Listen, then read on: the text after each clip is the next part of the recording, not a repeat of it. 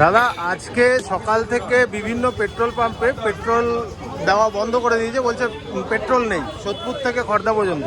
তো এটা কি মানে আপনি কি কিরকম ভাবে দেখছেন? এটা কি রাজ্য সরকারের কিছু?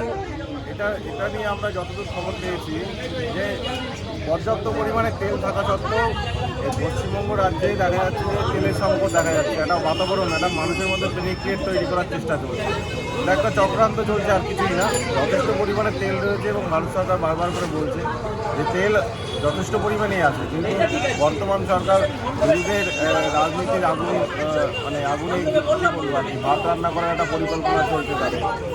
আপনারা কি মানুষকে, সাধারণ মানুষকে বোঝাতে পারছেন যে এই যে গ্যাসের দাম যে বেড়েছে, সাধারণ ওরা বলছে যে মোদিজি ইচ্ছা করে বাড়িয়েছে। ওরা বিভিন্ন সোশ্যাল মিডিয়া প্ল্যাটফর্মে দেখাচ্ছে যে মোদিজির ছবি দিয়ে যে মোদিজি গ্যাসের দাম বাড়িয়ে দিয়েছে।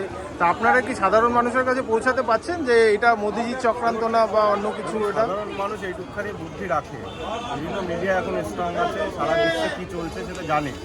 গ্যাসের দাম সামান্য পরিমাণে বাড়বে সবাই জানে, কিন্তু রাজ্য সরকার যে ট্যাক্সটা নেয় এটা হিউজ পরিমাণে নেয়। কেন্দ্র সরকার যা নেয় তার ডবল নেয়। তো সেখান থেকে ওরা ট্যাক্সটা কমাতে পারে, কমালেই হয়ে যায়। পশ্চিমবঙ্গে, ভারতবর্ষের অন্যান্য রাজ্যে তেলের দাম, ডিজেলের দাম 5-6 টাকা 7 টাকা কম, এই রাজ্যে বেশি কেন?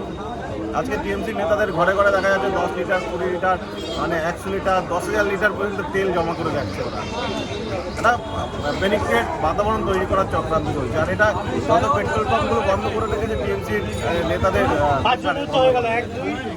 তারা হুমকি দিয়েছে, এই কারণে তারা বন্ধ করে দিয়েছে।